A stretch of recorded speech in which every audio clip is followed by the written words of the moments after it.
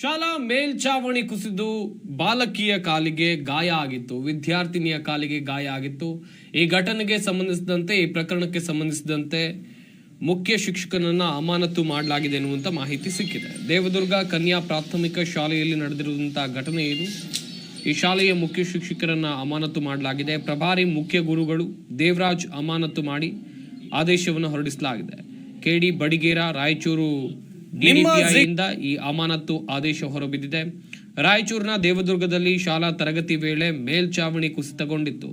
ಮೇಲ್ಛಾವಣಿ ಕುಸಿತ ಆಗಿ 7ನೇ ತರಗತಿ ವಿದ್ಯಾರ್ಥಿನಿ ಶ್ರೀದೇವಿ ಕಾಲಿಗೆ ಗಾಯ ಆಗಿತ್ತು. ಕಿರು ಬೆರಳಿಗೂ ಕೂಡ ಗಾಯ ಆಗಿತ್ತು.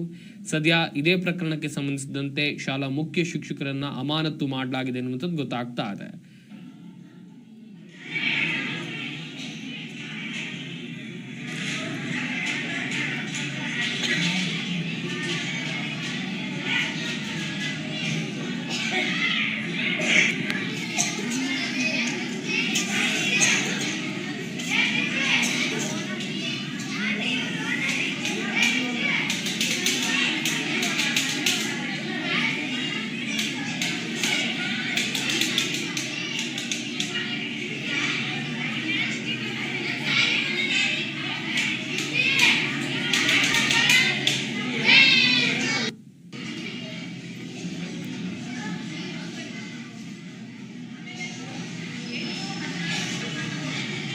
ನಿಮ್ಮ ಜಿ ಕನ್ನಡ ನ್ಯೂಸ್ ಚಾನೆಲ್ ಈಗ sun direct number 292, U digital number 162, city cable number 51, GTPL number 17, Abhishek cable number 821, rock line telecommunication number 51, Shri Basaveshwara cable number 60, Vinayaka digital number 53 ನೆಟ್ವರ್ಕ್ಗಳಲ್ಲಿ ಲಭ್ಯ.